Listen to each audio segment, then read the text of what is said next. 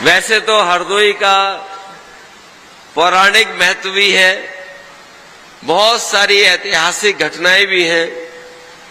यहाँ बहुत सारे क्रांतिकारी साथी की कहानियां भी हैं। लेकिन इधर हम लोगों ने सोशल मीडिया पे एक नई चीज देखी और मुझसे रहा नहीं गया। वो तस्वीर, वो वीडियो हमने भी सोशल मीडिया पे डाला। वैसे तो अभी तक हम लोगों ने सांड डिवाइडर पे देखे थे, सड़कों में देखे थे, खेतों में देखे थे, लेकिन हरदोई के सांड भी कमाल के हैं। एक फ्लोर नहीं, 2 फ्लोर चढ़ करके तहसीलदार की पूरी ऊपर वाली छत पे खड़े थे। मैं उन पत्रकार साथियों का भी धन्यवाद देता हूं जो लाइव कवरेज के लिए वहां पहुंचे थे। मुझे जानकारी मिली कि हरदोई में दूसरे फ्लोर पे सांड चढ़ गया। एक तो समझदार सांड था तो वो सीढ़ी के माध्यम से उतर आया, लेकिन जो दूसरा उतरा नहीं उसके लिए हाइड्रा का इंतजाम किया गया, तब जाकर के वो सांड उतरा वहां से। कमाल है इस सरकार का। और इसलिए मैं इस बात को कह रहा हूं, बीजेपी वाले कहते हैं कि समाजवादियों को पता नहीं क्या हो गया कि ये सांड की बात बहुत करते हैं। मैंने एक बार विधानसभा में वो सूची दी सरकार को कि कितने लोगों की उत्तर प्रदेश में जान जा चुकी है केवल सांड और जानवरों से। और मैं ये दावा करता हूं पूरे देश में नहीं दुनिया में अगर जानवर के टकराने से और सांड के मारने से अगर कहीं सबसे ज्यादा जान जा रही है तो वो उत्तर प्रदेश है। कोई दिन ऐसा नहीं है जिस दिन हमें ये खबर उत्तर प्रदेश से न मिल रही हो कि एक सांड ने किसी की जान न ले ली हो।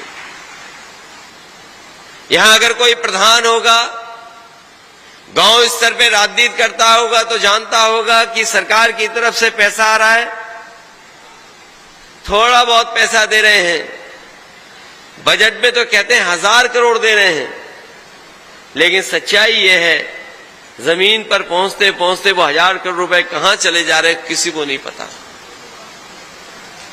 ये इतनी बड़ी समस्या हो गई है कि अब सरकार के भी हाथ में नहीं बचा है। अभी तो सांड नहीं खत्म कर पाए। ये सरकार के लोग हैं जो उत्तर प्रदेश को $1 ट्रिलियन इकोनॉमी और भारत को विश्वगुरु बनाना चाहते थे। और जो लोग जानते होंगे, विश्वगुरु बनाने वालों की सरकार चलते हुए देख रहे होंगे, तो बताओ आज डेंगू बीमारी से कितने लोग बीमार हैं। कोई गांव नहीं बचा जहां डेंगू बीमारी से लोग पीड़ित न हों।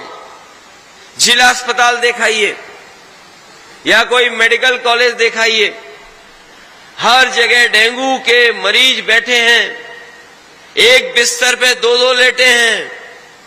लेकिन इस सरकार के पास कोई इंतजाम नहीं। अगर सरकार मच्छर भी नहीं भगा पा रही है तो सोचो $1 ट्रिलियन इकोनॉमी कैसे बना पाएगी। जो लोग विश्वगुरु बनना चाहते हैं, कम से कम मच्छर से बचा लो हमारे उत्तर प्रदेश को, देश को, तब जाकर के विश्वगुरु बनोगे। अभी मैं राज्यपाल कश्यप जी का सुन रहा था भाषण। उन्होंने कहा कि मैं 20 फुट का गेट कूद करके चला गया। फिर मैंने आदरणीय राजीव वर्मा जी का सुना, उन्होंने कहा कि 10 फुट कूद करके मैं चला गया। लेकिन सच्चाई यही है कि हमें मजबूरी में वो गेट फांगना पड़ा।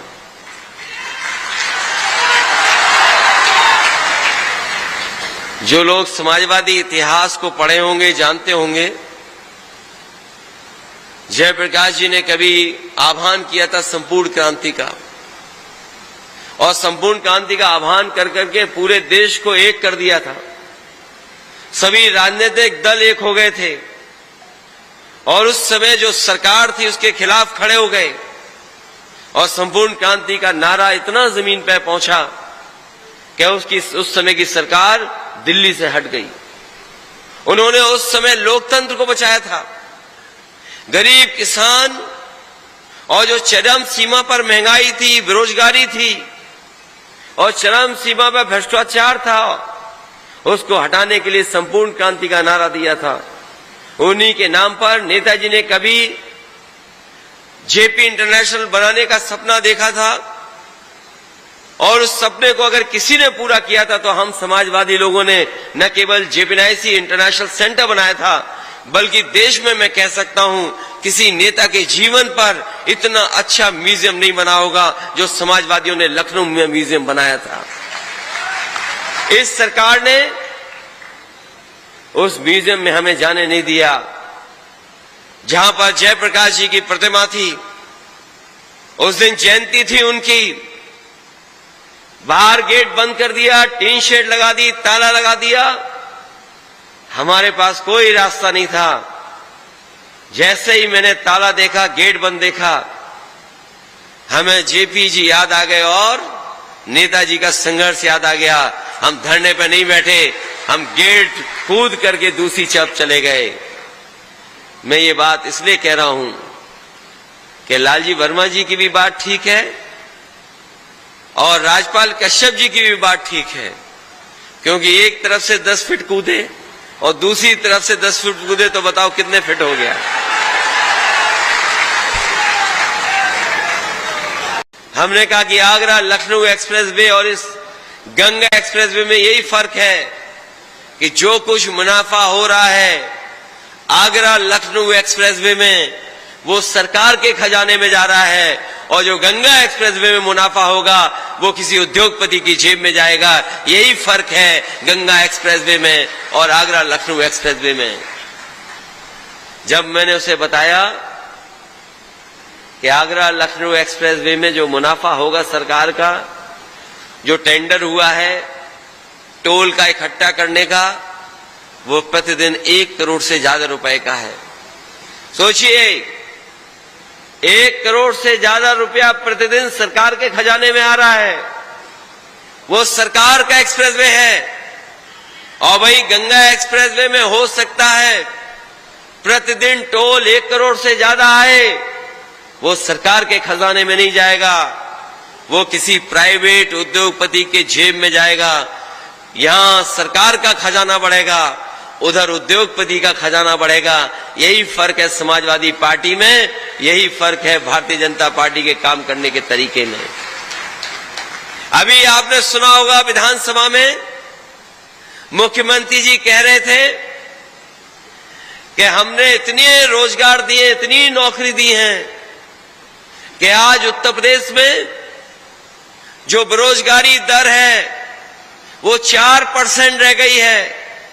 अगर हम उस गणित का हिसाब किताब लगाएं तो मुख्यमंत्री जी के कहने का मतलब है कि 100 में केवल 4 बेरोजगार बचे हैं, बाकी सबको नौकरी या रोजगार दे दिया है। क्या ये सच्चाई है बताओ आप सब लोग? किसी गांव में चले जाएं, हो सकता है उस गांव में 100 के 100 बेरोजगार हों। ये सरकार कह रही है कि 100 में 4 बेरोजगार हैं, लेकिन सच्चाई ये है किसी गांव में चले जाओगे आप तो 100 में 100 बेरोजगार होंगे। उनके पास न नौकरी है, न काम है, न कोई भविष्य में उनके पास रोजगार का इंतजाम है। और अभी ठीक ही कहा लालजी वर्मा जी ने कि बीजेपी वाले ये प्रचार करते थे कि समाजवादियों की सरकार बनती है तो केवल एक लोगों का भला होता है। और मुख्यमंत्री जी ने तो सदन में आकर के न जाने कहां से फर्जी एक सूची दिखा दी हम लोगों को और कहा कि इसमें देखिए कितने एसडीएम हो गए एक ही जाति के। जब मैंने उनसे पूछा क्या सूची दिखा रहे हो तो बोले कि आपकी सरकार में 46 में 56 हो जाते थे एक जाति के।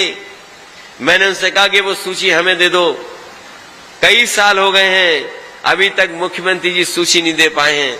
सोचो हमारे कैसे मुख्यमंत्री हैं जो 46 में 56 बता देते हैं कि एसडीएम हो गए हैं।